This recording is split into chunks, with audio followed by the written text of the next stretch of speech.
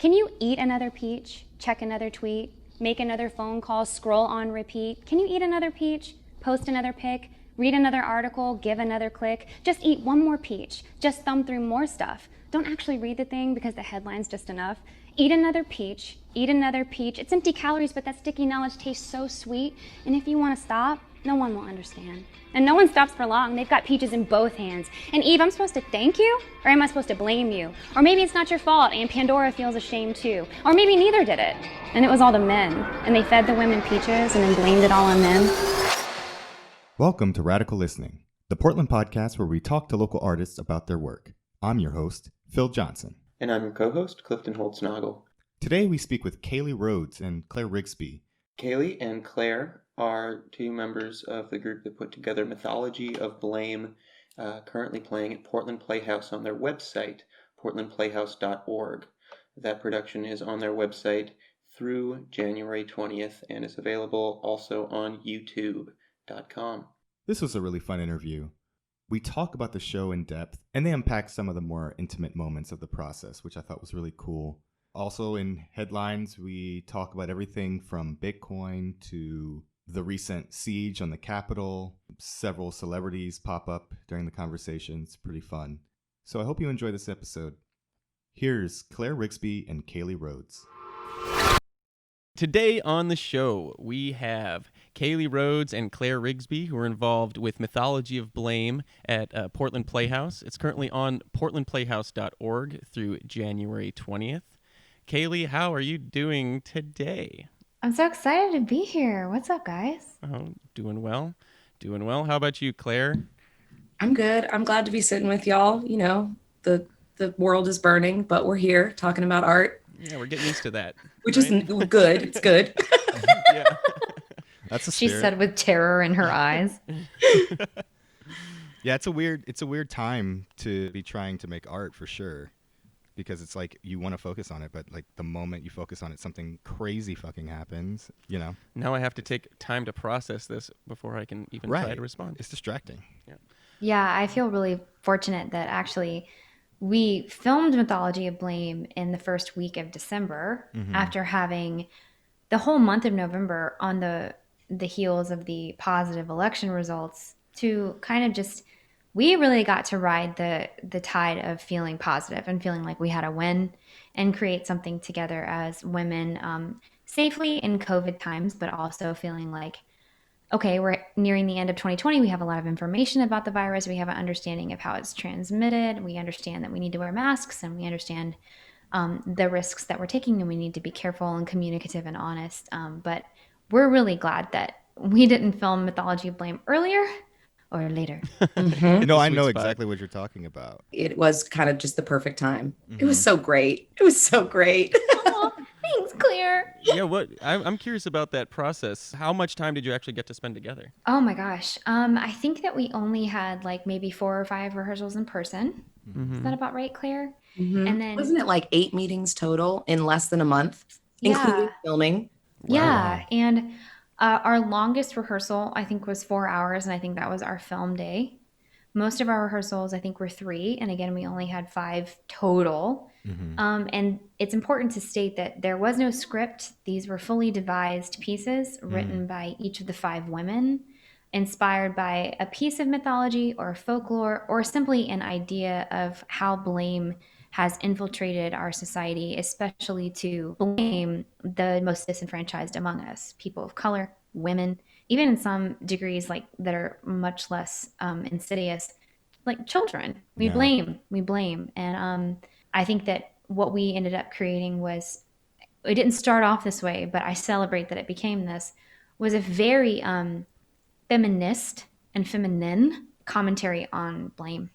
Yeah, it definitely came. I kept saying that it felt like a celebration when I was watching it, and now that like hearing how that process came together, it definitely feels that way. Like it feels like the process was as much a celebration as the product was, and the idea that you were able to curate the room with like, you know, with like exceptional artists, all just kind of feeding off of each other. That was really cool to see, because in our community, you know, there's not a lot of like young, bold, like you're saying, art like that. That's that kind of Victorian. And 1, 2, 3, 4.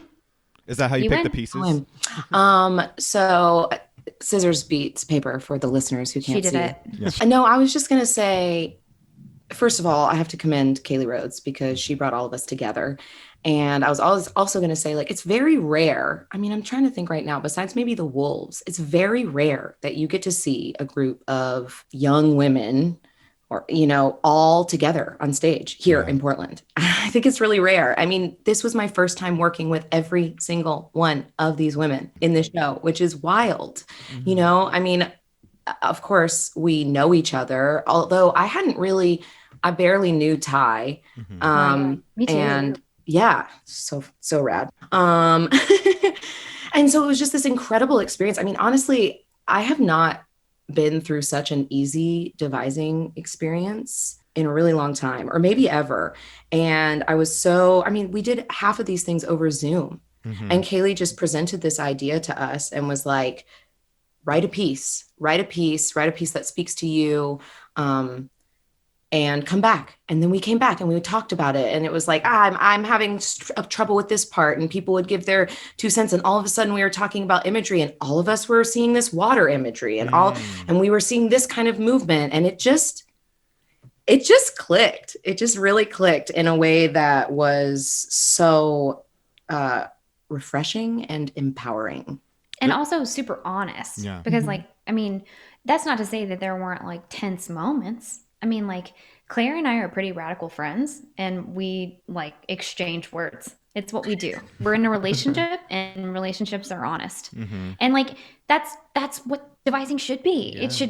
You should be so invested and so intense in it that there arise some tense moments, and only through that comes something that you've distilled out and it's like this little nugget of thing that you really care about. But I do think that if we were saying that the process was completely without any kind of hiccup, it would be because we were actually saying that we created something that we all had like 80% buy-in in. So I want to make sure that we say, like, no, there were moments where people were like, I don't feel good about this. I want to redo this. Or like, I don't feel heard. Or like things like that. Or like, I can't take that note right now. Like just little moments where it showed our investment started creeping in. And then by the time we were done filming and we were dancing in what has become the credits, which is just us dancing with disco balls in our self-proclaimed disco garden, it just was like this actual celebration of like a birth. Like, birth is work, and it's not easy. Like, at the end of it, you have a child, and that's great, but it's hard. And like, I feel like that's what we did. Oh, absolutely. I mean, I think it was hard, and but what made it work so well is that we actually fucking listened to each other. That's what it was. It's like, if there was any tense moment or moments of feeling uncomfortable or feeling insecure or whatever, we just listened to each other. Yeah, and we all took on appreciated roles. it. Like, we all had role. Claire was like this like questioner, encourager, like this very deep, like rooted into the earth, and like she had all these like little tendrils that were touching everyone. And I had to be like this like pseudo director, which was challenging because I was also performing. And then like we had some people in charge of more technical things, and some people in charge of more costume things, and some people who were more concerned with like, when do we lead and when do we follow, because both are valuable. We can't have a million leaders all the time. Sometimes we need to like fall in line and like have a leader. And I feel like we created a piece where we have 5 distinct leaders at 5 different times. And I think that's really rare. And like Claire said, like, Claire, you were in a piece with Profile Theater called The Secretaries, which is a bunch of women on stage. But it also celebrates and lampoons the kind of women that vie. And then we have the Wolves, where there's lots of vying, but it's essentially a team. And I think that in Blame, you're right, we have 5 women on stage who are, I kept being so nervous that this was turning into like a sexy music video. And then at one point I finally was like, what the fuck is wrong with that? What's wrong? Yeah. Like, maybe we need a sexy music video. I was gonna say, yeah. It sometimes it reads as a sexy music video, but it also serves to make you think about why you think that is, and also like we were just talking. We watched it again today, and we were talking about that, and it was like, it makes you think about the next level beyond just watching a sexy music video, because that is a part of empowerment.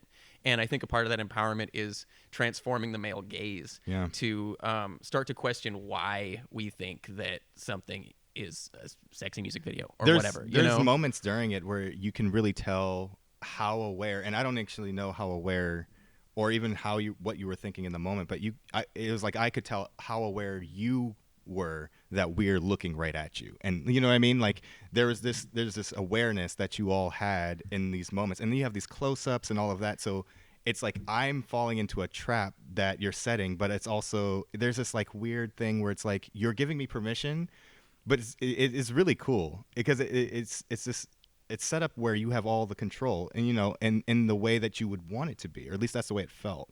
And so I think that really came through. Yeah. Thank you. My heart. I'll say that as a man.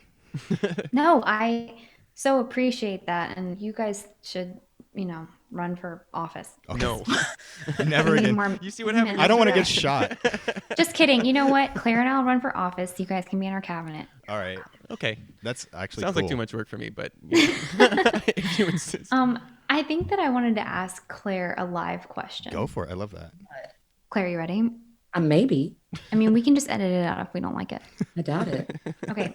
Now that you've made your piece, Yeah. and now that you've seen your piece, and now that, and so like, just for our listeners and for you guys, something that we learned, me, Claire, everybody learned, was you can write something, you can film something, and then you can edit something, and it's 3 different stories. And I was the editor on this piece, and you get what you get, and I'm not a super skilled editor, but I cared a lot, so that went a long way. But after seeing your piece's final product, if we remounted this, say like I was like, okay, 2021, Blame version 2, what would change and what would stay the same for you? Girl, put me on the spot. I know. Okay, are we filming it again, or is it in a theater? Ooh, was my it's question. in a theater. We have a live audience, but it's also going to be filmed for posterity. Oh. And people can watch it online too, also. You can definitely, we have an online audience and an in-person It's on audience. Twitch. Oh, great. Live streamed. Say the question one more time. What would you change and what would you keep? What would you keep and what would you toss? Keep and toss. Dead air is always really good on a podcast. Let's see. What would I keep and what would I change? I think there's a connection to the listener, to the audience, to who I'm speaking to, that I want to explore more deeply. And some of that just has to do with whether it was my connection to the camera or my connection to sorry, this responding to. I think, no, it's so fascinating because like this, she's reminding me of something that like we did talk about, but it was too late. Mm-hmm. Like, because we're theater actors, we perform for 100 eyes. We don't perform for one. And having a camera right in your face is a different kind of intimacy, and cultivating that, you have to cultivate it. And we had one day. Right. And so like, she's like, Claire, you're hitting and keep going. Yeah, no, I think I also would love to explore is it COVID times? Is it not COVID times? Because the movement, during COVID times, like the intimacy is really difficult. And this feels like an intimate piece. My piece feels very, very intimate. And maybe that might just be also like my connection to you all. Like I think we longed to be closer. And yeah, what would I keep? I mean, I think I told you this, Kailey, and maybe this is not answering your question, but I wrote my piece, and at the beginning I was just like, I don't know. First of all, I don't share my writing almost ever, maybe never. This might be the first time actually anything that I've ever written has been like put in front of other people's eyes. Yay! More. And so for me, it's like I started out with this piece and I was like, I don't like it. I don't know what it means. I don't think it, it was like, I have all these images. It was like really inspired both by Clarissa Pinkola Estes' Women Who Run with the Wolves, and then also the myth or story of La Llorona. And I was sort of taking imagery from here and there and blah, blah, blah. And as we worked through it, it was like all of a sudden, every single word became so personal to my life. I've never experienced that. Usually you write something that's like, oh, this is so personal. This is my inner story. And like, as I was writing it, I was like, I feel it was like the words hadn't caught up with my soul yet. And when we all got together and I put it out there, it was like, this is so deeply connected to my life and my experience in a way that I didn't recognize when I first wrote it, which seems strange. And so maybe what I would say is I would want to explore that more deeply because it was such a quick and dirty process. It's like, oh, this is like really touching pieces of my heart and my soul in a way that like is just now becoming illuminated for me. So the opportunity to just like explore that deeper and like, yeah, the excitement of like what comes from that, what would come out of that. Oh, Let's yes, flip it. Claire. So can I ask you that same question? What would you change, or what would you update? As an artist or Yeah. as the orchestrator of The the artist. process? The The artist. artist. I don't know. So I was telling Claire this. So Claire and I are tight. And I was telling Claire this, that believe it or not, I didn't write my piece until we all wrote our piece. And I had drafts. I even shared a couple with the women that of like, Claire, do you remember that draft that I shared that was like Pandora speaking and Prometheus speaking? And Totally. I mean, I had different drafts. Like the Peach is just Same. what we all were like, hey, we kind of need a little bit of a rhythmic piece. Like you got excited when you shared it, Kailey. We could see it. You should do it. And so, however, Claire has read some of my poetry, and that's not my brand. What the piece Peach is not my brand. So it was really scary to hang my hat on Peach because I was like, okay, well, this is like the one little like boat I'm sending off into the ocean, and whoever finds it's gonna be like, oh, this girl Kailey, she writes stuff in rhyme. No, she doesn't. And it was scary because it was like every time you put forth a project, you're like, is this what I'm gonna be known by? Is this what people are gonna think is my brand? Or and I say brand in a loving way. I don't mean like I'm an influencer. Like that's not what I'm saying. I'm saying like what I want to be, what I the billboard of my soul. Right. So I think if I were to do it again, I think I would just like I wouldn't change my piece. I would just shed that worry. Like just be like, nope, it's not the only time because you made this happen and you can just make it happen again. And that piece, Peach is so good, y'all. It's so good. And she did, it's a lot of us brought like multiple, we had docs going. I mean, mine, I had stream of consciousness. I had 2 lines here and then a long thing here and then this and multiple times we would read over Zoom to each other, each of our pieces, and then be like, you. And Kailey really was like, I don't know about this piece. This piece is really scary to me. And it's so different from what I usually do. And her other pieces were beautiful too. But she read it and it was just like that. Do the scary thing. Do this. I mean, always do the scary thing. Do the scary thing. And you know what? Yeah. It worked so well in the piece overall because it was so different. So it kind of like acted as this kind of reset moment because we were kind of like led into the prose that everyone else was, and then your rhyme just like picked us back up, and then like the rhythm, it was really incredible. Because I watched it, when you premiered it, but then watching it again today, I was like, wow, this is really cool. The arc that you take us on. That's all Kailey. Yeah. Kailey shows up one day and she's like, I think I have she did such a good job of being like, I don't want, please, if you don't like, I'm not trying to like sway this in any way, but she's just brilliant. And so she was like, I see this order and this is why. I mean, you should talk about that. You should talk about the flow because she said it and it was just like, yeah, that does. And that the makes editing sense. was amazing. Oh my gosh. Thank you. Lots of hours. And I realize what's so cool is that I realize that I love it. I love editing. I love it. I love it. It's so musical. It's like dancing. Yeah. It's like pa. Like it's very like it's musical. It's literally how I found my way into sound design was because of how like musical it is. Yeah. Totally. Yeah. Phil, yes. Yeah, I remember. So Claire's talking about, so we have 5 pieces and up until the like 11th hour, we didn't know what order our pieces were going to be in. And that was so great. Like we shouldn't. Yeah. And, but I kind of realized that we don't have a director. We don't have a stage manager. I keep trying to be like self-effacing. Like I'm I'm going to take care of all the nasty shit, but we are 20 each 20% and that kind of thing. And then I realized, when it comes down to like that filming day, you need someone in charge. You have to have a captain, and I'm totally happy to be that. But that also meant that I needed to throw my hat in the ring of what the order was. And so I typed up this thesis. It was definitely a presentation, a nervous presentation. So nervous. So sweet. Of like my proposition of the order of the piece. And why. And I actually can read you a little bit of it. Oh, yes, please. Was it like a PowerPoint, like literally? No, I just like sat there and read it like shaking. It was written. Was it just on your computer? Is that how you did it? Was it printed out? I don't know. I was terrified. I was just like, I don't know if these women are going to be okay with this.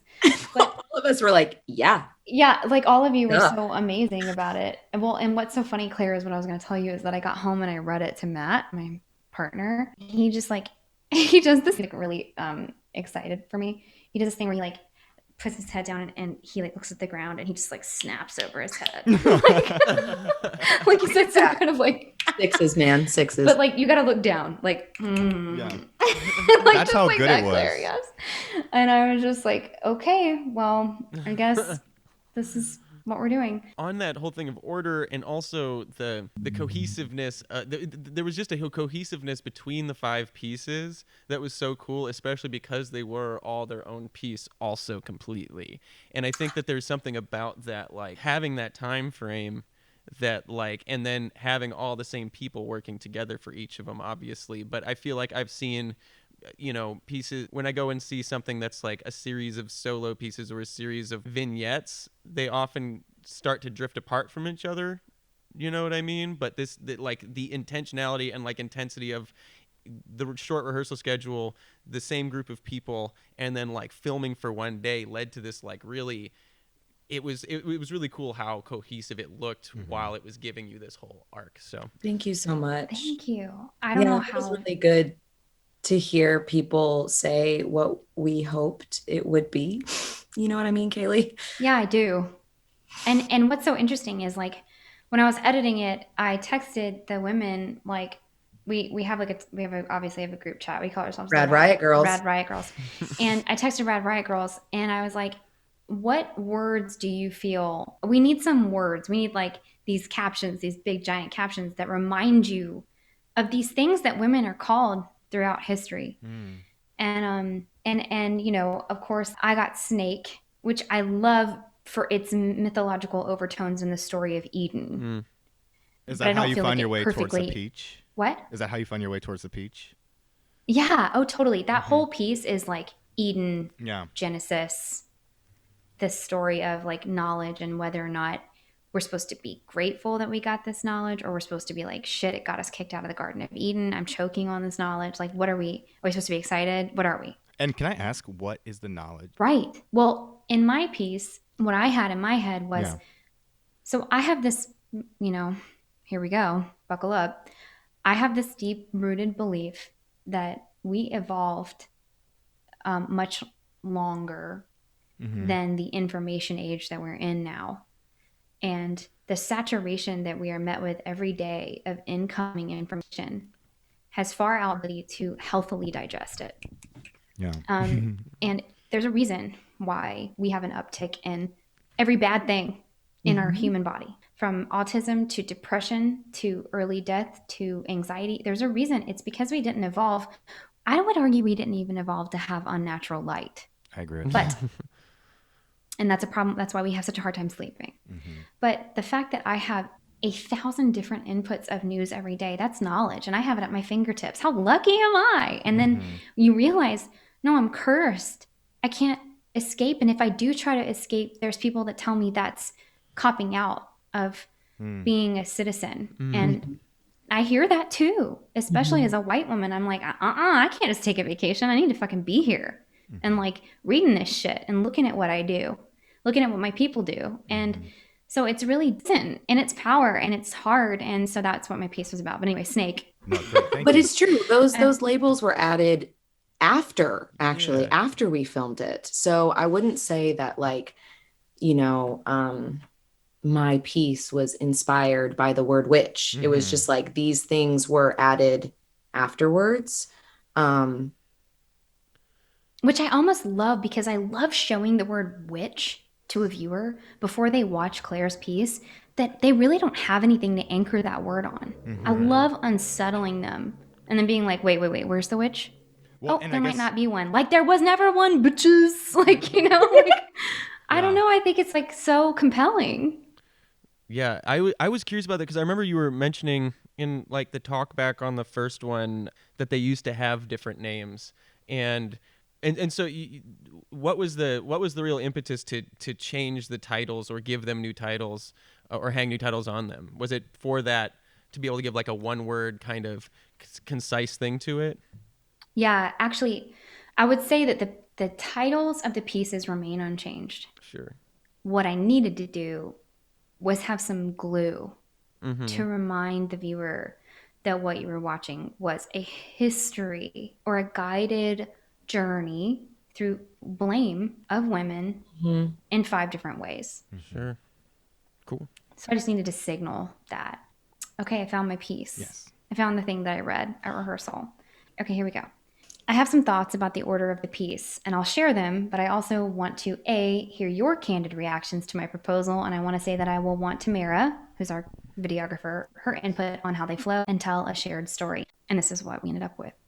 Keisha's piece, a siren song calling the viewers into our story. Highly cinematic, magnetically sexual.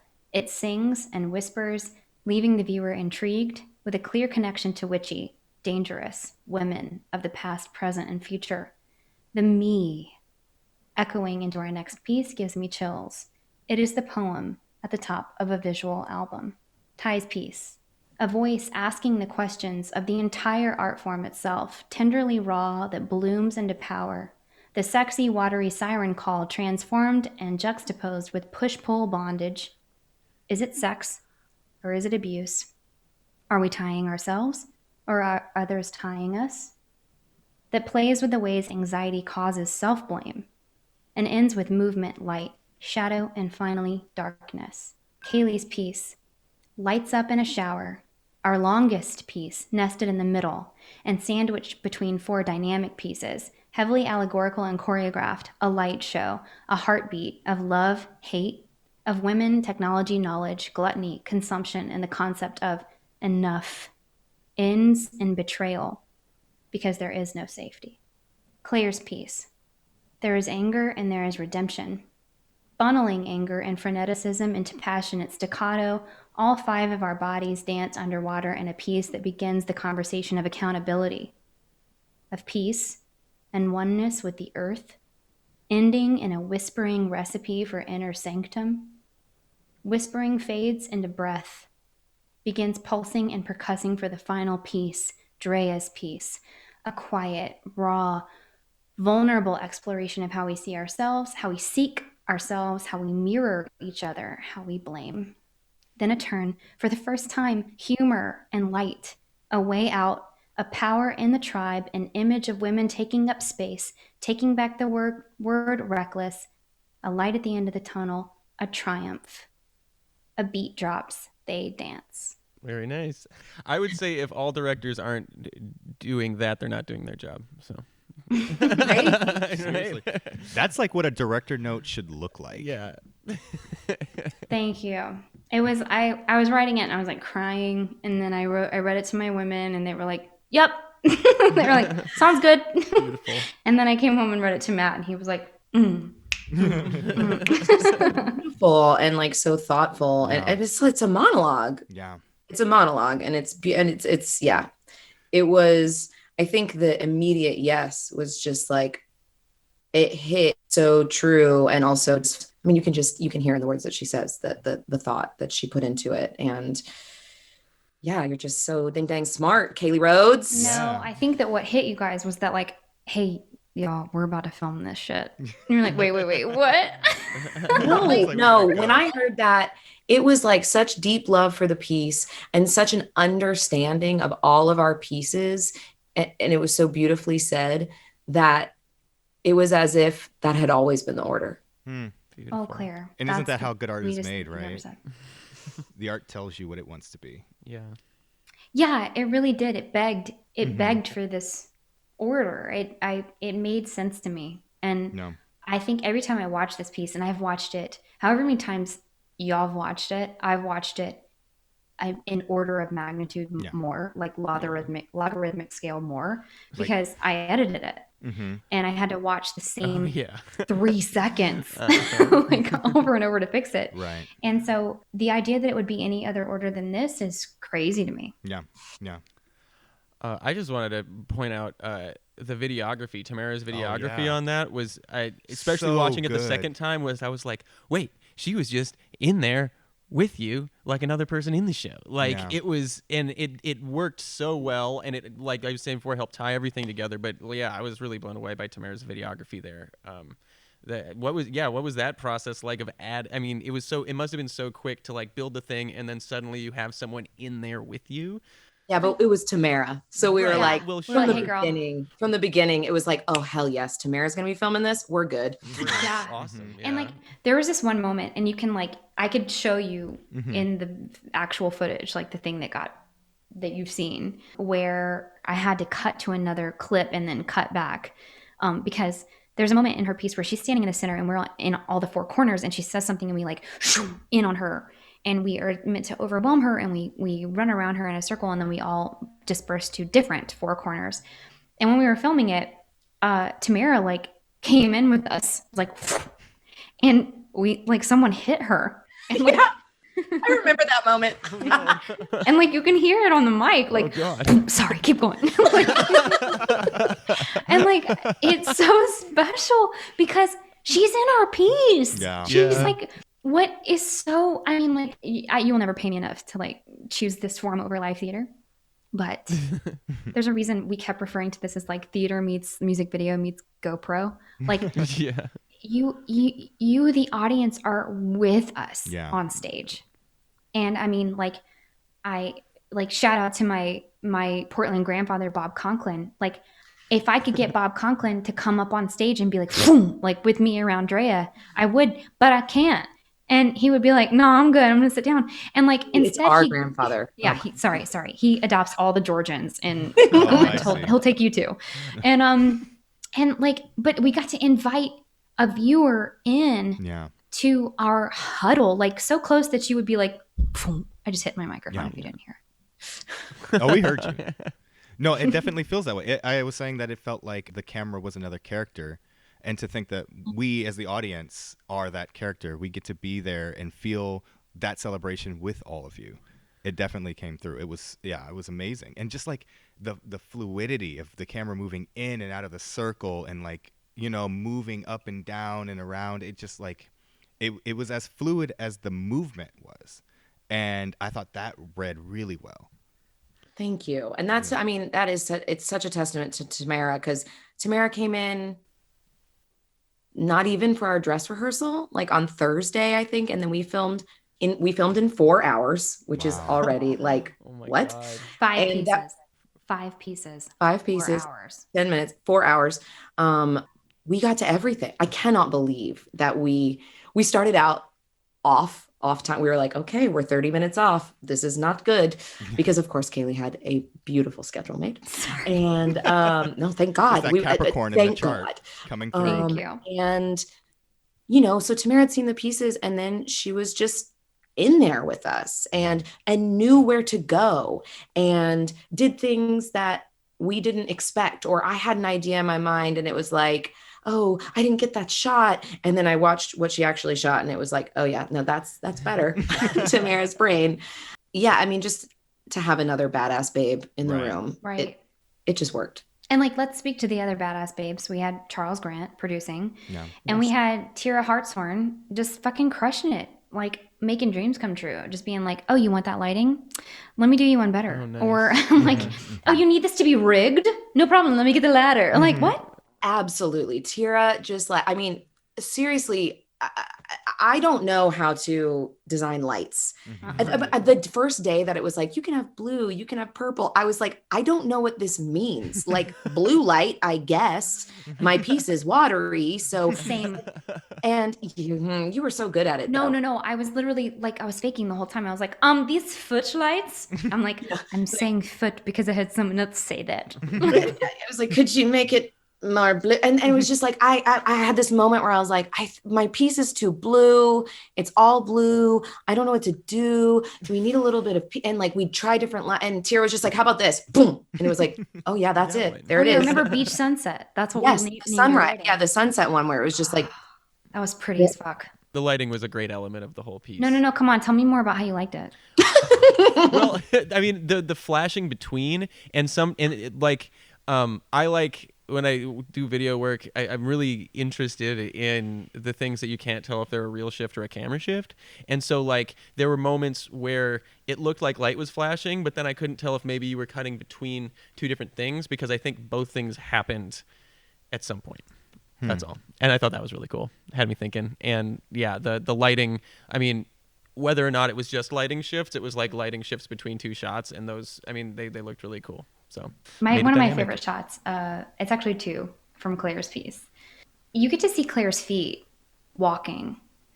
and they're dirty as hell. And I don't trust anyone with clean feet. I'm No. serious. No, seriously, like the intimacy of watching a foot is so real for me. And like friends who know this about me think it's so funny, and they'll like be on camera and they'll like show me the bottom of their foot and like, whoa, okay, that's gonna freak out. But like I'm showing you my hand right now on Zoom.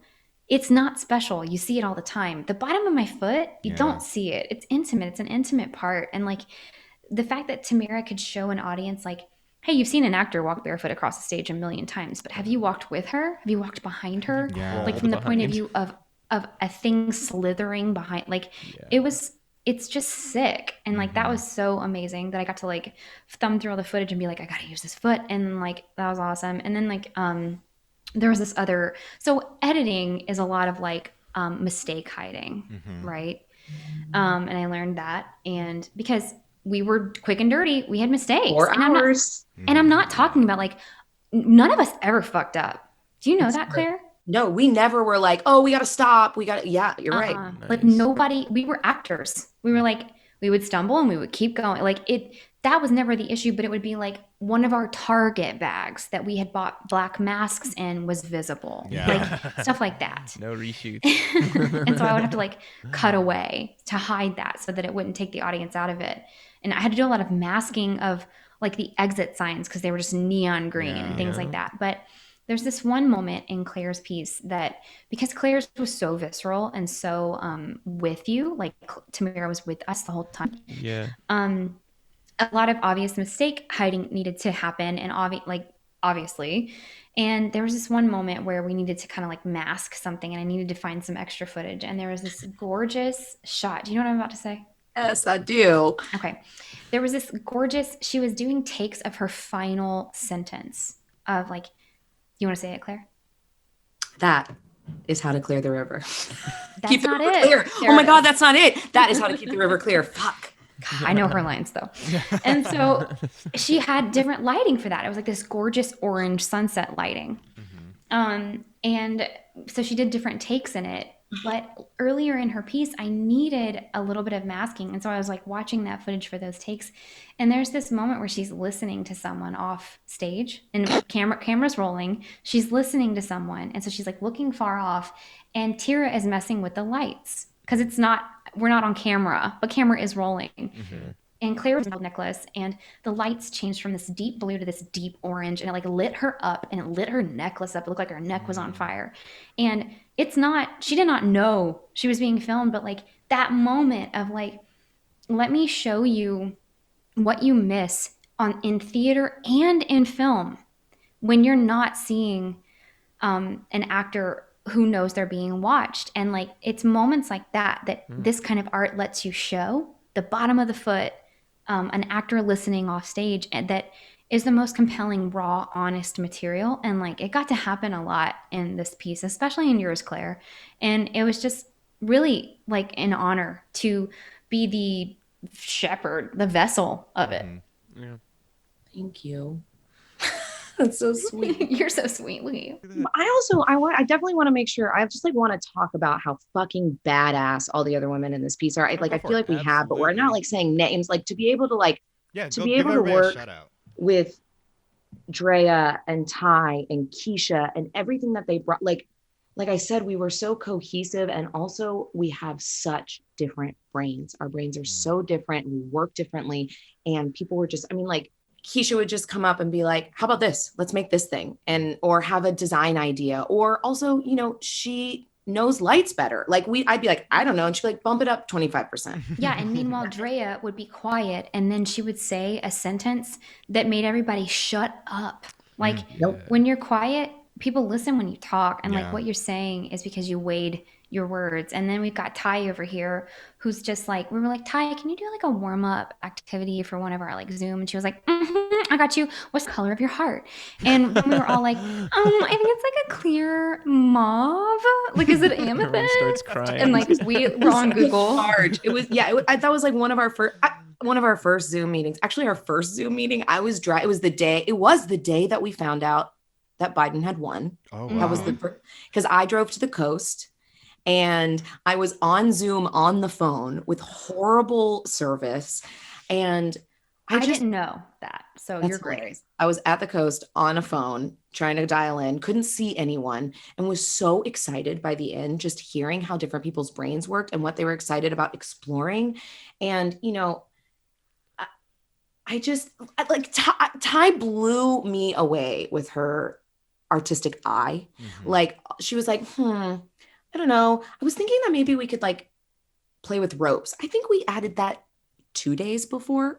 And that was so Yeah, because- cool. Because what's important to say is that it's COVID and we weren't allowed to touch in traditional ways. So if you Right. notice, the ways that we touch in Mythology Blame are through rope, are through like in Snake, what I call Peach, we're touching feet. Like we're head to feet because that's 6 feet apart, right?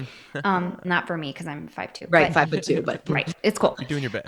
But like coming up with these ways to touch and not touch, Yeah. and that was incredible. Well, and it all started with Ty's piece originally was like she had this image of women braiding each other's hair. Oh, And yes. so we started out with this thing, and then it was like, we need something. And that turned into the ropes, and and it just, It got like angrier and more sinister, which like it showed that, and it was the same words. It was the same script, and it started out gentle, and then it got a little bit more dangerous, which showed like almost like a settling into the piece itself. absolutely. Andrea's piece was just like, it has that humor, but also choreographing that piece was like one of the most collaborative, like, yes, moments that it's just like, okay, and now we can do, and she's like, maybe you come in close and let's mirror. And then it was like, I don't know what to do here. And all of a sudden we're all on stage, like, you know, Yeah, like, we're all like masturbating. Yeah. It was Because we were just like, why so- not? Yeah. it came together so fast. And I don't know what that is. It's some sort of like hive mind that happened Yes. between us that that was really exciting and special. Yeah, these women and their talent. I mean, like Keisha is unreal. Like out of nowhere, she'll just like be like, how about this? And you're like, what? How'd you know how to do that? Or she's phenomenal. And her piece too, that was just like it was a song. She wrote it Yeah. as a song. And it opens our album. Yeah. Mhm. Right. Yeah. It was like an EP, you know, because I was like I mean, I love short theater pieces. This kind of stuff is the unsung prose of 2020. Right. Because we've been wanting to move to this, like, I feel like a lot of theater artists want to move towards something that is shareable and something that's more modern, but because theater just keeps going and keeps going and keeps going, it's like it's stayed in the building, the laws have stayed the same, you can't record anything, can't show it to anybody, can't broadcast it, and now it's like there's no other choice, and so finally we're allowed to. I Yeah. think it's great. Fucking capitalism, man. You can't share this. Give us more money. Give us more money to share it. Yeah, and we Seriously. live in this like ephemeral kind of like art form, which is unique to us as theater artists. Is that it has to be local, it has to be, you know, here today, gone tomorrow, and so for Yeah, us, and I love that. I love that. I mean, do it's a pro, but it's also a huge con, right? Like it means that we don't get to share with our families, and so yeah, there's like a huge advantage and a blessing to be able to Well, like have your younger and brother. that's another exciting thing about this new like nightlife program that Cole's got going on that Phil and I were talking Shameless about is plug. like it sort of combines the two. Yeah. It's like you can share it with other people, but it's well, I guess you're gonna put it up on YouTube later, but it's like it's live. You're Right. watching it happen right then, and people anywhere in the world can be watching it, and yet you're still feeling that feeling of like I'm going to get through this show. I'm not, there's not going to be the next take. It's not going to be like, okay, now it's a close up or Right. whatever. Yeah, I'm just excited to see how and as much as people art hate changes. like mistakes and things, like on our side, we're always like nervous that like somebody saw us drop the carrot or whatever. Like the audiences love that stuff. Like audiences are like they're paying $45 to see you drop that carrot because that's what live is they want to see the reality of people being on stage, like like that things can go wrong, and that's what's so cool about the live streaming and all of that is that even like SNL, right, where when Jimmy Fallon laughs because somebody made him laugh or like cracks a smile, we all enjoy that because it just shows us that we're all here together in this moment. The most successful theater experience I ever watched was in Georgia, a performance of Oklahoma, a scene where there was some money exchange and a dollar bill fell on the ground and then the lights went off. And then the scene came up and it was like the barn raising scene and there's a dollar bill on the stage. A cowboy ran on stage with his like lady and he was like, I found $1. And like the audience like did a standing ovation for that moment because it was so priceless. You can't recreate that. And like, so that's what we want to keep from live theater. But then can we like just film that moment? And like, we also have to teach audiences the perfection because audiences watch film with expectations that have been ingrained in them by cinema, right? Which is different, right? Yep. Seriously, I do know that I'm going to create a solo piece where I drop a carrot over and over again, and I'm going to charge people $45 to watch it. I hope that's okay, Phil. No, I mean let's talk. That's the Great. vibe. Let's talk. That's the vibe. It's just dropping carrots. Well, I mean, the thing is that I don't like carrots. I don't eat them. So like that could be added into it. I know it's strange. It's like the one food that I'm like, I just don't really want that. I mean, That's they're weird, hit or miss. Claire. You said that's weird. What? Yeah, it's weird. I love carrots. Oh. I'll help you, Claire. Grow your own carrots. I and wanted to read really quickly from my rehearsal notes the colors of our heart for our very first rehearsal. All right, great. Drea, it was what's the color of your heart? You're welcome to answer any of these questions. It was what's the color of your heart? What's the soundtrack of this moment for you? And what's your access need from others today? So you're going to hear a mixture. Drea shared that she has a pink heart. Her heart was pink on November 22nd. But her song was Evanescence. Yes. Wait, which Evanescence? Love Evanescence. I don't know what song, but it was Evanescence. Well, it's obviously we know it's Bring me to life. That It's one. Bring Me to Life. And we all then know. my heart was clear. My song was a carnival theme, like because I just felt really scattered. And then the things that I need, the access need that I had was, please give me your opinions, don't hold back. Claire, I don't know what this means. Maybe you can clarify. It's a shooting star heart. That is not what I said. That's what you said. That is not what I said. It was like a glitter. No, there wasn't it like rainbow glitter. That might have been the next one. That might have been the next rehearsal. But right. I wrote down shooting star heart and Rage Against the Machine, Killing in the Name of. Yes. Because of bells. And quote, that's the juicy one weigh-ins. That you wanted us to like hear your stuff and be like, that's the juicy one. Oh yeah. I wanted people honesty like you, and I wanted people to be like, that's juicy. That's yeah. And then Keisha, her heart was finger painted into brown. And her song was the flute section of Peter and the Wolf. Can anyone sing that? I can't right now. It's I might. No. Thinking I might be able to. I've been listening to a lot of classical. It's like very iconic, but I never can keep it straight. And then she was like, I need the focus. Like help me focus. And then Ty's was it was so great. I wrote transcribed from her. I don't have the answers today. Maybe indigo. Silence. Free write space. Need some grace. Whoa. Ty. Fucking being a poet, like via me. I'm her proxy and she's still a poet. What? Yeah. That's awesome. That's deep. All right, well, let's take a break. And we'll come back, we'll do headlines, and we'll do plugs, and we'll get out of here. Hey guys, I just wanted to take a second to talk about our show sponsors. Coho is a theater that's located in Northwest Portland, and their mission is to broaden perspectives and cultivate empathy through vibrant and intimate productions. If you're looking to get involved with Coho or interested in seeing a show, you can check them out at 2257 Northwest Raleigh Street in Portland, Oregon, or you can look at their website, which is cohoproductions.org. Our other show sponsor is virtualsonicreality.com, which is a production company that specializes in recording and audio format entertainment, such as podcasts and audio dramas. Feel free to visit the website at virtualsonicreality.com. And now back to the show. Time for headlines. Headlines. This is the part of the show where we read headlines out loud to you, and we just get your reaction to them. I am going to start with a headline that we are all super excited about, and this is from The Economist. So, since 2013, Bitcoin has been on a wild ride, having tripled in 3 months. Its price is now in the region of $35,000. And let me tell you, it's at $40,000 right now. Oh, what the hell? Who's going to get me where do I get me a Bitcoin? It's pretty hard right now. I Yeah, tell you should have listened to me 3 years ago. I should have. Damn it. Yeah, so this is happening right now. And so it's really because there's like two things happening.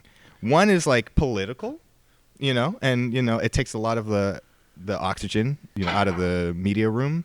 But the other thing that's happening is this online money revolution that is happening in the form of Bitcoin. And it is wild to see, because I remember when Bitcoin was $900, and that was only maybe 3 or 4 years ago. Yeah. And here we are looking at a $40,000 coin, just getting ready to, I don't know. Getting like, ready to moon, baby. So any reactions to this crazy, crazy price news on Bitcoin? Stay humble, stack sats.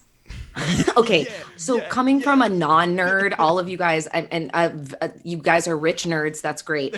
But what's really interesting from the outside of this is, like, from somebody who doesn't know anything about Bitcoin, like I have no idea. You could have been like, Bitcoin is now worth 10 cents. And I'd be like, okay, like I haven't heard a thing about Bitcoin. So it's a crazy thing. I have good news for you, Claire. Uh-huh. Because this might be in the plug section, but I'm going to do it now. Matt Halavi and I are coming out with a podcast. Oh, I love that. No, we don't got to do ours anymore. It's called Bitcoin, Explain It Like I'm Wife. Yes. Wow. And it's going to be something that we're trying to make accessible to celebrate the actual democratic nature of Bitcoin itself. Hell yeah. For people who feel like they missed the boat, or feel like they're not financially minded, or feel like they don't even know what answers they need because they don't even know what questions to ask. That's me. Yep. So could you give us a little sample of your podcast right now and tell us, why is Bitcoin important? It all starts with, if you agree that we will always need money, if you agree that money is the underpinning of everything that we do, and you agree that there's always a better or a best, then that means that you are ripe for the belief of hearing a better money than the one we have. And the best money is Bitcoin. Oh, yeah. Okay. Me and Phil started out with a cryptocurrency Bitcoin podcast like 3 years ago, and Matt, your husband Matt, was actually the most intelligent. Matt the maximalist. Yeah, Matt the maximalist. He was way smarter than us, and so I'm glad that he's doing a podcast now, because now I can listen to it. I always felt, I was just like, hey, I'm so excited to have you on as guests. Oh yeah. Would love that. Can I be a guest? Can I be the dumb one who's like, please explain Yes, I would love that, because what we have, the reason we're doing this is because we found that so many of our conversations were me slowing him down and going, stop using the acronym, stop talking about Ray Dalio, I don't know who that is, stop throwing these things out, and you've got to take me with you. You have to. And I have someone sleeping in the bed next to me that understands Bitcoin, and I still don't understand a lot about it. And if I honestly believe that it's going to take the world by storm, and I'm going to leave all these people in the lurch that don't have someone in their home that knows about Bitcoin, it's a public service to make a little tiny podcast that's like, let's make this accessible. Yeah, I totally agree. And it's one of the reasons why I've shilled it for years, because I'm saying, like, eventually people will eventually we'll have to use Bitcoin. And that's one thing that people don't understand is that eventually the network will be Bitcoin, because it's not just like money or a financial asset, which it is, but it's also the new way to compute. It's kind of like stepping into this new cloud computing, hive mind, algorithm, AI world. And so we're talking about things that can exist that don't need humans, to run. We're talking about a world in Right. which there now are Don't trust. Yeah, there's Don't trust. Yeah. Verify. Yeah, it's trustless. Exactly. Well, and what's so incredible about moving towards Bitcoin on the heels of 2020 is that 2020 was a year for a lot of people, white people, being like, oh, wait a minute. Why have I always taken for granted that this is the way it should be? It's not because it's the best way. Yeah. It's because the way it's been. Yeah. That doesn't mean it's the best way. The way that it's been is not the best. And this is a right moment to be like, yes, also money. The way that it's been is not the best. Yeah. There is a best. Let's talk about what that looks like. It's Yeah. scary. It's I have new. so many questions, but I want to I ask can't them. wait. I'll ask them on your podcast. I'm ready. Yeah, I mean, this is not financial advice, So for anyone listening, I would say do your own research. There's tons of resources online, and there's tons of podcasts and YouTube videos and people out there that you can listen to. Kailey has a podcast, but it's really important to start paying attention to things like this now, because this is a new market, and it's a market where there's exponential growth in a way that we've never seen before. Well, we've seen it a little bit with things like Amazon, Right. that has halved itself like 6 times, and yet people who didn't see it as a risk but saw it as a ride Yeah. are being rewarded. Yeah. Yeah. Wow, you've got all of the phrases. I'll leave it up to you. Let me say one more. Okay. We're not financial advisors any more than your favorite murder podcasters or licensed detectives, so please don't take our advice. Thank you. Yeah, there we go. Yes. So you've been working. I I like like this. this. I've been working. So are y'all familiar with The Weeknd, like the artist The Weeknd Yeah. singer? Yeah. Very. Hear anything interesting in the news lately? I have Okay, not. I well, was a huge fan of the trilogy and then nothing after that. So the headline more or less is that the Weeknd unveiled his new face in his latest music video. So I'll give you that picture of before and after. oh no. No, is that real? It's We got real. we got some lips. No, And he it's- looks and like that. The you jaw, know, the cheekbones have been like. Let me get another zoom in photo of that. And if you're at home, you just look it up. It's kind of Yeah. The because Weeknd's other new things have face. happened this week, like insurrection. People aren't paying as much attention to pop culture, but like It kind of looks like the scene in Harry Potter when Hermione is like, oh no, Harry's going to get caught and recognized for Harry.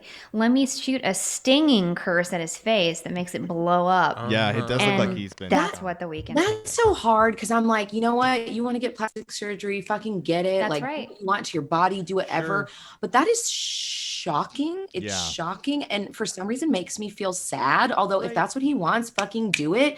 But like, yeah.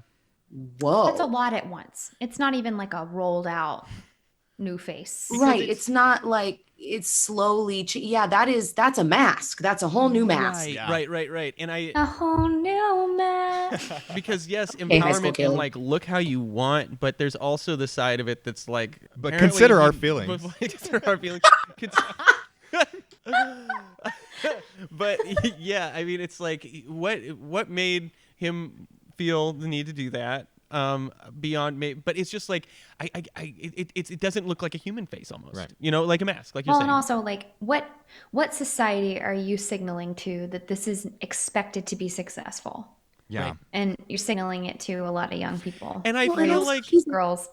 yeah, he's a handsome person. He's a handsome man. I mean, I'm looking at it right now, and I guess it's hard because it's like I was very, very attached to the trilogy, like I Yeah. said, and then I saw him in concert. It was terrible, actually, but it was horrible, unfortunately. But And I guess I haven't paid, like, is he wild in the news? Is he crazy? Like, is this like, There has been some news about him being like addicted to drugs, right? Isn't that something that's like known about the weekend? I don't know, I but don't like, know. I mean, he had that role in Uncut Gemstones where he was I am doing going to go blow, on but, a limb like- and say that this is all a big troll.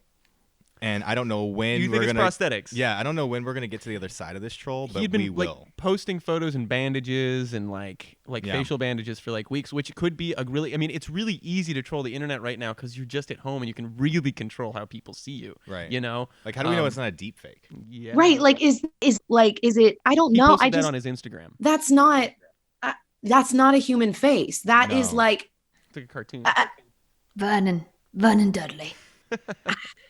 Speaking of terrible concerts, Okay. have you guys heard the news about Kanye and Kim? oh yeah, divorced, getting divorced. But we don't know that Unsurprised. it's not official yet, so we don't know. And like a lot of times, like, you know, the Hollywood reporters will just like It's on throw page something- 6. Right, they'll throw it out there, but we don't know. But I imagine it's true.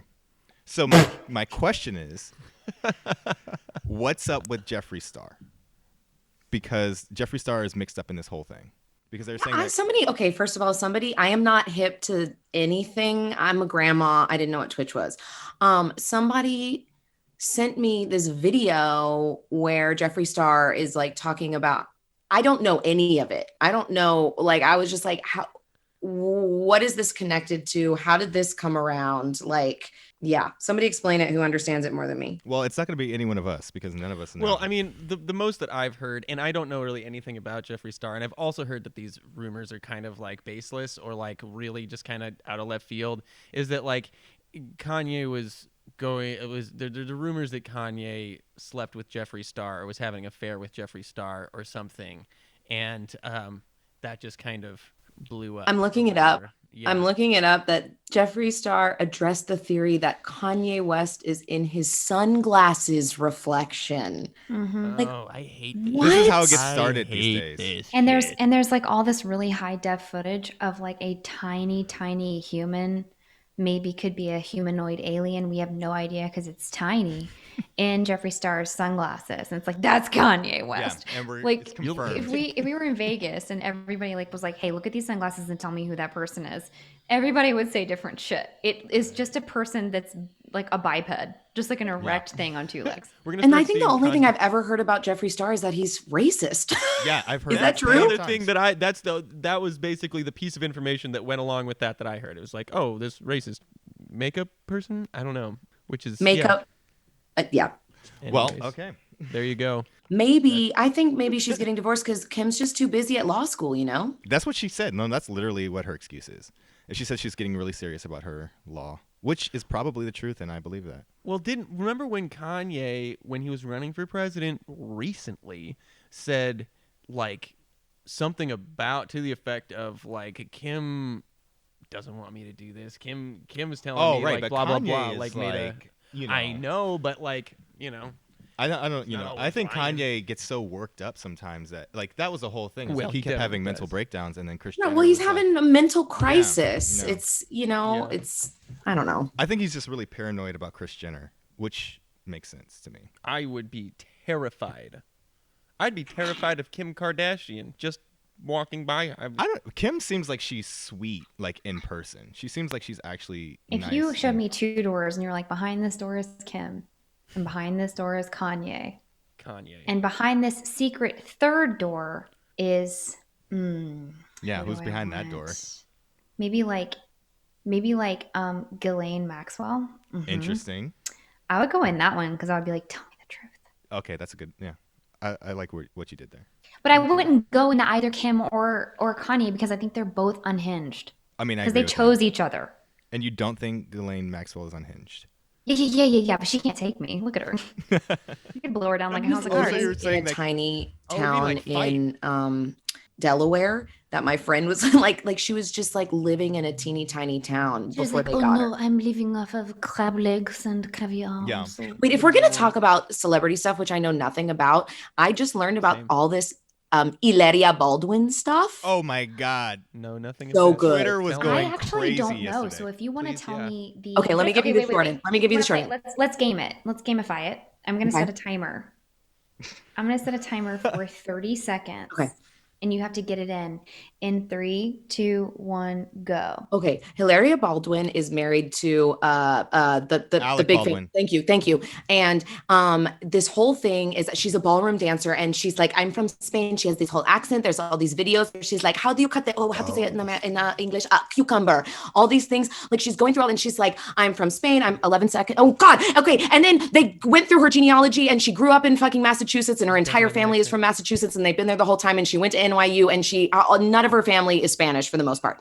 And her That's it. accent's She fake. nailed it. And What a Twitter fucking is creep. having a ball with this information. Yeah, I heard about that. Didn't realize who that was. Yeah, that's crazy.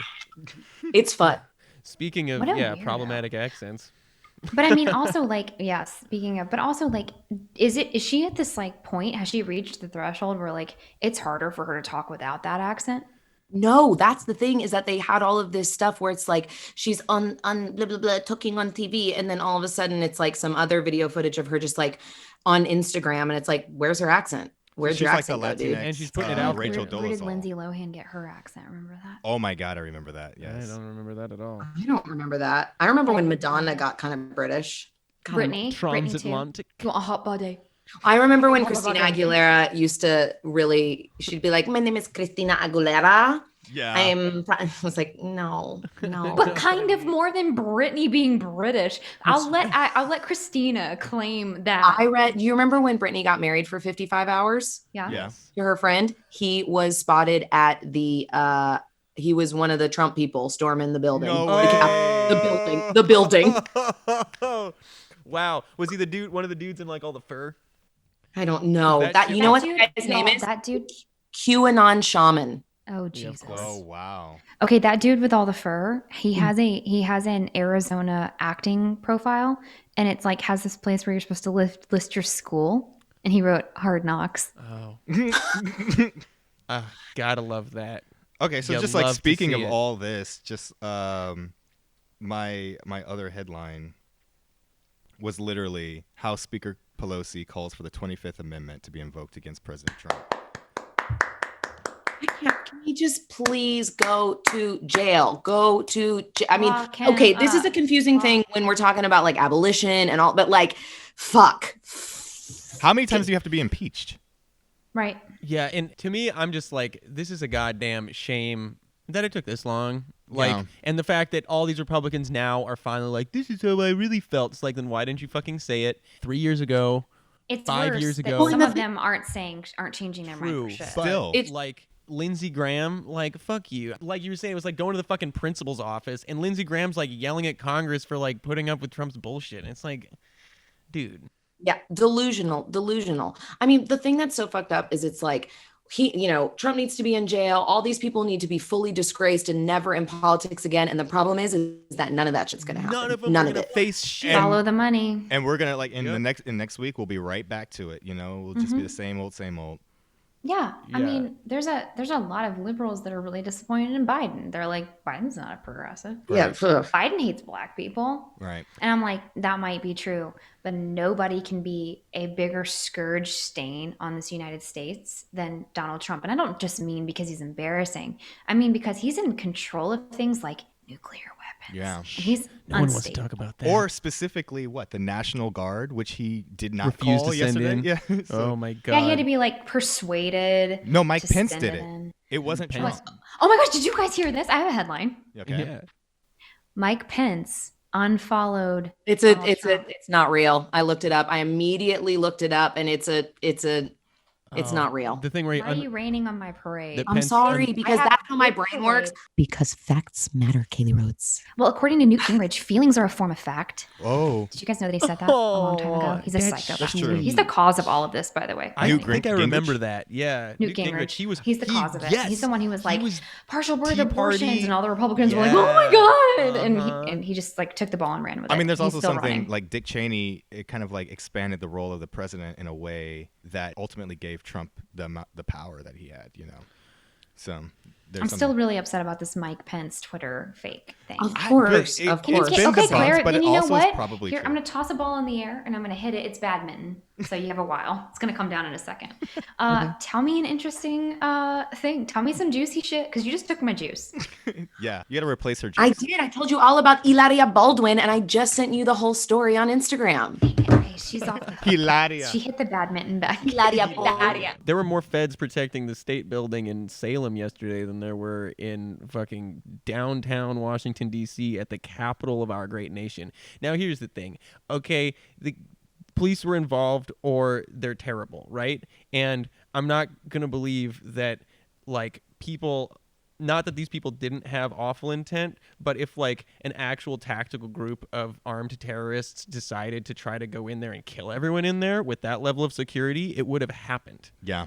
Everyone would be dead, you know? Well, and that's so why either the right-wing people are like, see, it's actually an inside job. It's a bunch of Antifa actors who had clearance with the Congress people and the senators to cause a big stir and make Donald Trump look bad. Because how else could they have gotten in? or it's a bunch of police people Who are collaborating off with duty themselves. and wearing face paint Yeah. and Yeah. breaking in. I will say that there was one moment I saw a video couldn't of a handle that cop, shit. and it was African American, and they were like, "Did you see this person being chased up the steps?" Yes, I did. He had the Sean fear King. of God in his eyes.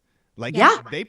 he's like, no, like, look, y'all can just do whatever you But want. this is the party that thinks Blue Lives Matter, though. Right. The Of ones course, chasing of the course. cop up the stairs. Of course, They were- they're chasing him up the stairs, and then their friends are taking pictures with the white cop right, downstairs. right, right.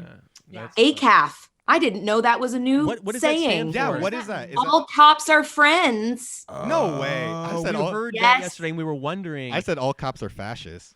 well, That's good. But yeah, I mean, I heard them ACAF. also chanting "fuck 12," and I've heard from people who have gone down What's to fuck this. 12? Fuck 12 just means fuck the police. Yeah. Fuck 12 is police. a Okay. 12. If you want to go back on it, 12 is the drug unit in some part of LA, and so it got into rap music, and so like now it becomes fuck 12 as just the police. But anyways, the people going down to Salem, there have been a lot of like right wing protests there. Like they tried to break into the state house like a week ago, and now all these people are flipping to fuck the police, and now what? You Which know was what I mean? inevitable, honestly, because these people were only emboldened by the fact that Trump's administration was in power. So it was inevitable that whenever the power swung back towards Democrats, that these people were gonna be like, oh yeah, everyone in power, including police, are all bad. Like, we were just waiting for it. Well, and you know, all these Republicans, like my stepsister tweeted a thing today or retweeted Tomi Lahren and was like, but all the liberals were okay when things were happening this summer and worse, you know, and I'm like, okay, we Worse? don't even have to, we don't even have to like catalog the damages. Like, we don't have to go to court and have in divorce court and like, well, you get the China and I get the Maserati. Like, we don't have to do that. We can just look at why were these two groups protesting? One group was protesting hundreds of years of racism, systemically, overtly, covertly, like culminating in multiple deaths, of Murder, multiple murder, black murder. bodies all the Yeah. time. And one group was protesting that they lost. Like, Based They're off like of- this. No, it's all about the democracy and if they could. patriots. Yeah. Oh my God, the quote of the woman is like, they shot us. They're supposed to shoot the BLM people. They shot the patriots. My favorite too, the woman who's like, I got maced. Yeah. I got maced. And she's like, they're like, why were you? We were trying to get into the Capitol. It's like, well, why are you trying to do that? Well, it's a revolution. She is fully crazy. I just wanted to be Oh like, my God. if you can name me 10 states, I will give you $100. Yes. Yes, Or and 0.1 Bitcoin if you know what's worth more. Yeah. Give me that point. Come on, but neither do I. Yeah, Yeah. you do. Think. I guess I do now. There you go. Well, think about what's more valuable, not even what's worth Of more. course, Bitcoin. I'm gonna sell everything I own to Bitcoin. That's how it works, 20 right? Now cents worth of you Dear Bitcoin is Bitcoin, worth more give than me your $1,000. coins. Yeah, you drop it in like those North Pole sticks that you see at Christmas time. This has Goes to been a special North crossover Pole, episode. Bitcoin Santa. I know, this is great. But yeah, those people are. I mean, they're out of control. We need to put these people back to bed and take away their toys. Yeah. Seriously. And the Maybe fact send them back to school. Yeah. They had no idea what they were doing storming that place either. No. That was the craziest part. There was no agenda, and they were not ready, because if riot cops had, I'm just looking out for people. Yeah. You don't bring a group of people to a direct action that they're not ready for. That's like 101. It's like, if people are not ready to go face the cops, you don't go face the cops. That's fucking stupid. But they knew that they weren't gonna have to face the cops in the same way that anyone else would have to face the fucking cops. But it was just like, yeah, I don't know. I was like, They got where's in the there tear and they were gas? like, hey, what do we do? Hey, take my picture. Yeah. It's Apparently- like, walk around. Apparently, Ted Cruz was sending out text messages. You know how you get those like replies or whatever, those like automatic text messages? He was sending out text messages talking about gathering in places while they were moving. So like there's this kind of like, there's this group of people in Congress, AOC being one of them, saying that, we've all been calling for him to resign, but there's like evidence that like Ted Cruz and some of the other senators may have actually like been telling people to go, How to find them. Yeah, how to find them, where to be, How to when find meet. the Congress Yeah, people? Ted Cruz is on Signal, just like telling everybody to go. He's a deplorable, Yeah. Donald Yeah, I Trump was is waiting for an him. obvious idiot, but there are far more insidious idiots. Oh my God, yeah, And and he's one it of turns out McConnell is not as. I mean, Not he's as bad. bad. He fainted. Yeah, well, McConnell's old, and he had They had to polio. carry him out. He was saying they had to carry him out over the. Oh, is he okay? I'm worried. Oh, he's fine. Remember that whole He stuff can in survive December when anything. his hand looked like Dumbledore's Oh my God! hand? Literally on That our made it last onto our episode, last we were podcast. talking about this. I remember we were wondering what we were like. Something really big happened right before we did our last episode. It was Biden getting elected. Was that the thing? Yeah, she mentioned it Casual. earlier, and it was Yeah. like, oh right, because we were coming here and we're like, Jesus, it feels like every time we do this, something like absolutely momentous has happened. Well, it takes us a couple days. It's true. Anyways, So true. All right, let's do plugs. plugs. Yes, Oh plugs. shit. I'm going to plug Mythology of Blame. It's on YouTube under Portland Playhouse until January 20th. After that, it should be on Portland Playhouse's Instagram. So check it out. I'm also going to do a weird, I also am going to have a Bitcoin podcast. So look out for that. Bitcoin, explain it like I'm wife. We have a whole disclaimer in it that addresses why we've chosen a title that seems to make fun of the fact that women are dumber than men. Because we obviously are, you guys. We're so dumb. And then finally, I want to plug a local store in Portland called Video Only. Video Only, Jansen Beach. Hell yeah. If you need to buy a TV, they will hook you up. They got good discounts. I'm telling you. I kind of work for Shut Video up, Only Claire. a little bit. I'm not lying. I do installations. I contract with my cousin who has his own business in selling TVs, and most of our contracts come from Video Only. They're great Listen, people. Don't buy TVs from big box stuff. Don't give your money or at least that much to Amazon or Best Buy. Go to locally owned Video Only. It's awesome. My experience there was rad. And And, they it's have- local. And they have locations in Clackamas and Beaverton too. That's right. And their logo is thick. Yeah. That's hilarious. Did you just get a TV from them? Maybe. That's awesome. Okay, who are we plugging? I mean, I'm just thinking when you said this and you're like other artists in town, I am just like fucking blown away by Carla Milugo at Faith Fawcett on Instagram. Carla Milugo, and I've always thought that they were dope as hell since before the COVID times. Just like such a talented artist, an incredible filmmaker, an incredible just visual artist, performance artist, musical artist, and so incredibly involved politically. I mean, they started the Frontline Drumline. They were part of the reason they organized the violin vigil for Elijah McClain. They're just, I don't know if they're in Portland right now. They might be down in California. I'm looking on through Instagram, but they're kind as hell. They're talented as hell, and they need to get paid. So follow them, buy their shit, join their Patreon. Faith Fawcett on Instagram. Yep, spelled at like you Faith think. Fawcett. Yeah. I was actually toot my own horn. I was like part of Drumline on like the third day. Hell yeah. Yeah, and I've marched with them since several times. But Frontline Drumline is absolutely amazing. Another shout out. Just if you're at the Portland protests, they're always there, and they could always use support. So yeah. Totally. And also, yeah, if you're ever available on Thursdays, join Letha to march for Patrick Kimmins. They usually meet at 11 to 2 on Thursdays, Something like that, yeah. up near the North Precinct Yes, North Precinct on MLK and in Killingsworth. And my plug is actually for Private Chat by Ashley Mellinger, who Hell yeah.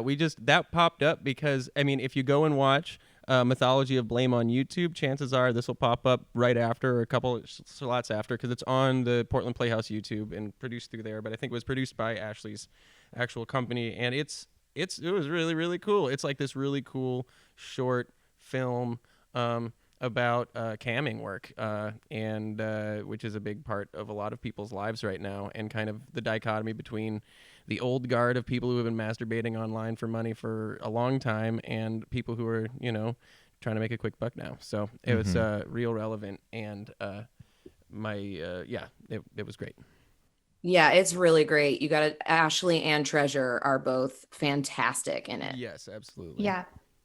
Yeah, that was. They push a lot of limits, and if I could nominate anyone's art to be extended into a feature film, it would be that one. Yep. It was also just like so well produced. Yeah, it was beautiful. Yeah, Ashley I want to knows work what with Desert Island Studios. Yeah, right. Seriously. Hi, Ashley. Hello. guys Ashley. Cast us. She was on our last episode of the show, and I didn't even know about that. So yeah, here we go. She was working on it when we were. Oh, okay. Yeah. All right. I'm going to plug, because it came up, Coho Nightlife, which is a new program at Coho for performing artists and creators and performers around Portland. Our hope is to create a platform for people who do music or poetry or stand-up or all multidisciplinary performing styles, and help them get paid, but also help them, create content. We have resources here at Coho. So if that's something that you're interested in, please reach out at cohoproductions.org. And you've got the Frank show. Right, and coming up we have Emily Newton. Oh, Emily Newton. Frank. So that's going to be exciting. That is Saturday, January 16th on Twitch, and that's twitch.tv, and you can find the link on cohoproductions.org. So if you're interested or you are a Twitch person, we have great content for you. So please follow us and subscribe to our YouTube. Come on, be a Twitch person. Yeah. It's amazing. And I also am just going to plug Coinbase, because why not? Coinbase. I'm going to plug Kraken. Yeah. Kraken. Okay. All right. Well, Coinbase, if you're interested, you want to get started with cryptocurrency, just because we talked about it tonight, Coinbase.com is an easy portal. It's kind of like an online bank where you can buy Bitcoin, Ethereum, and other cryptocurrencies. It's really easy to use. But sometimes what happens, I'll be honest, sometimes what happens is that Coinbase gets overloaded with new users. So if that happens to you, what I would recommend is using Cash App. Using Cash App to buy Bitcoin. I would recommend Cash App first. Yeah. If you're a new user, Cash App lets you buy stock and Bitcoin. Yeah, it's true. So if you feel like you need to go scoop some, I don't know, what do I want to give you a market tip on? Square. Put all your stimulus money in it. Or if you want to go snag some Bitcoin, don't worry, the fees are fair. You're going to see some fees when you buy. They're fair. They're normal. Mm-hmm. Don't be like, what? And then your Bitcoin lives on your Cash App. Yeah. So both places are really easy. And if you just want to hurry up and put $10 in just to see what happens, I would recommend doing that. Highly recommend. I just want to bop in and I'm tagging on to what you were talking about before with Coho Nightlife. This idea is so fucking cool. And the fact that Phil is producing this and trying to give a platform to rad fucking artists in Portland. I think this is important and exciting, and I can't wait to see what it turns into. And hell yeah, Coho. Hell yeah, Phil. Yes. Hell yeah, Phil. We're getting Always started. giving people voices. Absolutely. I'm here to build platforms. That's what I went to Will you school say for. that link one more Always time? been that way. Which one? Coho? So I would just recommend going to cohoproductions.org. All the information that you need, you should be able to find. Coho is COHO? Yes. Correct. Productions. It stands for somebody's name. Cornelius? Yes. Cornelius is exactly it. The amount of times that you've I haven't heard that spit name in your mic years. Yes, Cornelius. Sorry. That's like a pig Latin version of my name. It kind of is. Why don't It you change? is. You should make like a Twitter account called Cornelius Cornelius. Cornelius. All right, I think it's we been should sign off and say our names in As- Pig Latin. okay. I was just about to say it's been a pleasure talking to both of you. This has been so fun. I really respect and loved your work, and I can't wait to see what you guys do moving forward. So, heart emoji, and yeah, let's do this again soon. Hopefully, we can do this in person one day.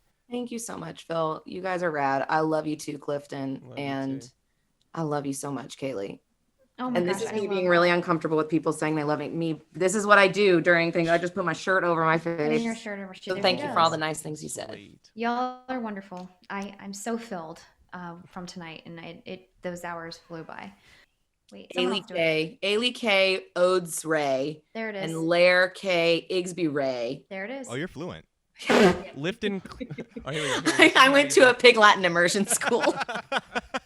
Do the rest. Keep going, Claire. I'm sorry. I'm a Lifton K, Olsnagel Hay, and Ilfay Onsen J. There we go. Thank you for listening to Attical Ray Issening Lay. And with that, we'll see you soon. Thank you for listening to this episode of Radical Listening. If you have questions or would like to reach out, feel free to reach out to our email, which is radicallisteningpodcast@gmail.com, or visit the Coho Theater website for more information. And thanks for listening.